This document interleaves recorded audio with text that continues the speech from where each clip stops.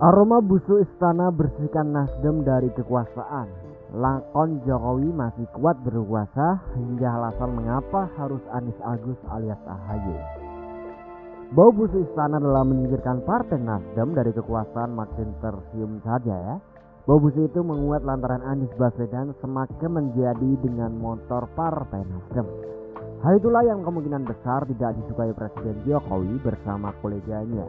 Sehingga saat ini mencari jalan agar 3 menteri dari Nasdem angkat kaki dari istana. Pengamat politik Faisal Asegaf ya melihat bagaimana wacana pembersihan partai Nasdem dari kabinet semakin santer. Apalagi sinyal survei dari Jokowi semakin kuat yang didukung rongrongan para pembisik orang nomor 1 di Indonesia. Keluguan Jokowi benar-benar menyihir bagaimana kerakusan atas kekuasaan tak bisa dihalangi siapapun. Faisal melihat ada kecenderungan Surya Paloh tetap mempertahankan Nasdem dalam kabinet jelang Pilpres 2024. Dia melihat ya jika hal itu dilakukan demi bisa melanjutkan lakon membenturkan kekuatan dan kekuasaan Jokowi dengan Anies Baswedan.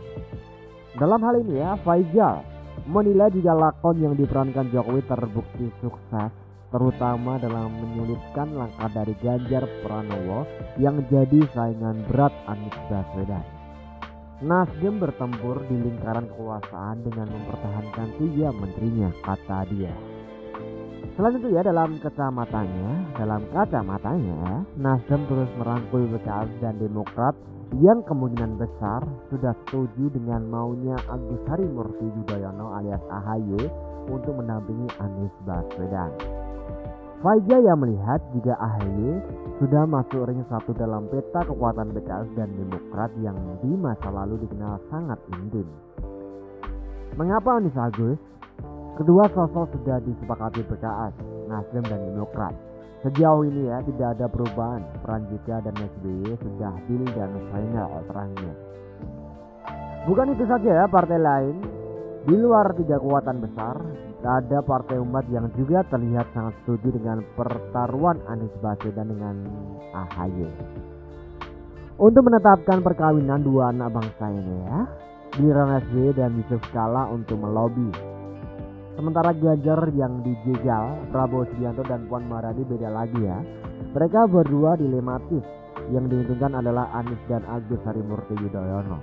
Nasib sama dialami Golkar, PAN, P3 dan PKB, kata Faisal. Arah mereka saat ini kurang jelas.